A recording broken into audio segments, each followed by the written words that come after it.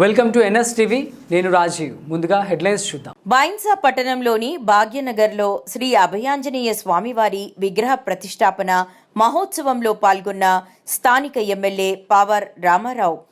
ఆలయ పూజారులు ఆలయం లోపల వేద పండితులు నిర్వహించిన ప్రత్యేక పూజల్లో పాల్గొని ప్రజలు, భక్తులు, అమలు అక్కలు, గల్లీవాసులు అభయాంజనేయ స్వామివారి ఆశీస్సులతో ప్రజలు ఆయురారోగ్యాలతో అష్టైశ్వర్యాలతో వర్ధిల్లాలని ఆకాంక్షను వ్యక్తం చేశారు.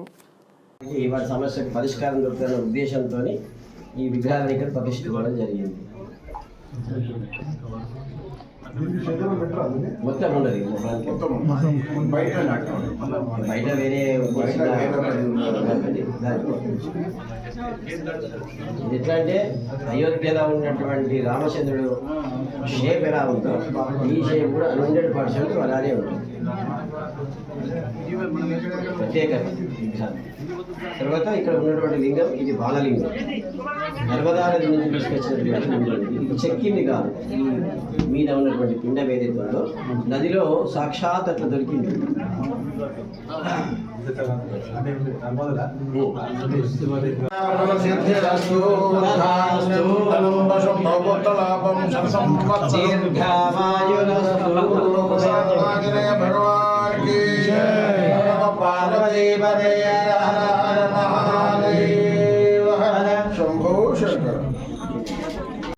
ఇప్పుడు పంతులు గారు చెప్పారు, సుబ్రహ్మణ్యం స్వామి విగ్రహం కూడా ఇక్కడ పెట్టడం జరిగింది.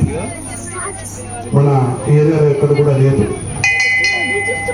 భాగ్యనగర్ కానీ ఒక విశిష్టం ఉన్న శాత ఇది ఒకటి ప్రాణ ప్రతిష్టకు సుబ్రహ్మణ్య స్వామి హనుమాన్ ప్రతిష్టాపన అయింది. ఈ కాలనీలో చాలా రోజుల నుంచి ఇక్కడ సమస్యలు చాలా ఉన్నాయి. రోడ్స్ కూడా లేవు, డ్రైనేజ్ కూడా లేదు.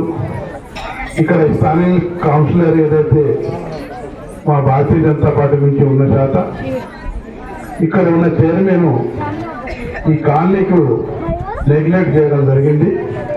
ఖచ్చితంగా నేను శాసనసభ్యుడు అయిన తర్వాత కూడా ఇప్పుడు నా ఫండ్స్ రాలేదు. ఖచ్చితంగా వచ్చే ఏప్రిల్లో ఈ కాలనీలో సీసీ రోడ్స్ కానీ డ్రైనేజెస్ కానీ పూర్తి చేస్తారని ఈ సభాముఖంగా తెలియజేస్తున్నాను. జై హింద్, జై భారత్.